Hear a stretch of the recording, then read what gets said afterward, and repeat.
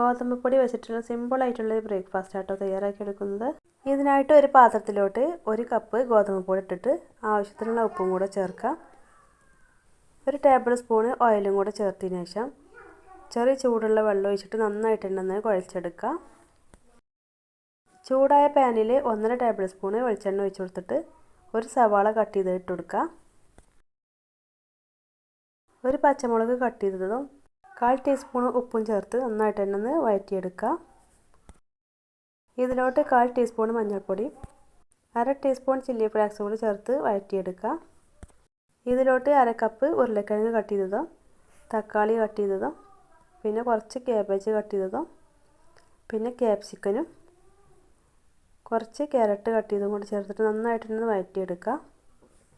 1.5 table spoon വെള്ളം കൂടെ ഒഴിച്ചിട്ട് 1 മിനിറ്റ് സമയം നമുക്ക് ലോ ഫ്ലെയിമിലിട്ടിട്ടൊന്ന് മൂടി വെച്ചിട്ട് കുക്ക് ചെയ്തെടുക്കാം. 2-3 പീസ് ചിക്കൻ ഞാൻ ഉപ്പും കുരുമുളകും ഇട്ടിട്ടൊന്ന് വേവിച്ചെടുത്തിട്ടുണ്ട്. എന്നിട്ട് ഇതൊന്ന് ക്രഷ് ചെയ്തെടുത്തിട്ടുണ്ട് കേട്ടോ. ഇതും കൂടെ അതിലോട്ട് ചേർത്തെടുക്കാം. കുറച്ച് മല്ലിയിലയും കൂടെ ചേർത്ത് നന്നായിട്ടൊന്ന് യോജിപ്പിച്ചെടുക്കാം. കുഴച്ചെടുത്ത മാവ് നമുക്ക് ഇതേപോലെ ഓരോ ബോൾസ് ആക്കിയിട്ട് പരത്തിയെടുക്കാം. എന്നിട്ട് നമുക്ക് ഇതേപോലെ ഒരു ഭാഗത്തായിട്ട് ഫില്ലിങ് വെച്ച് കൊടുത്തിട്ട് മടക്കിയെടുക്കാം. എന്നിട്ട് 1.5 ടേബിൾ സ്പൂൺ ഓയിൽ വെച്ച് കൊടുത്തിട്ട് തിരിച്ചും മറിച്ചിട്ടിട്ട് ലോ ഫ്ലെയിമിൽ തന്നെ വെച്ച് കുക്ക് ചെയ്തെടുക്കാം.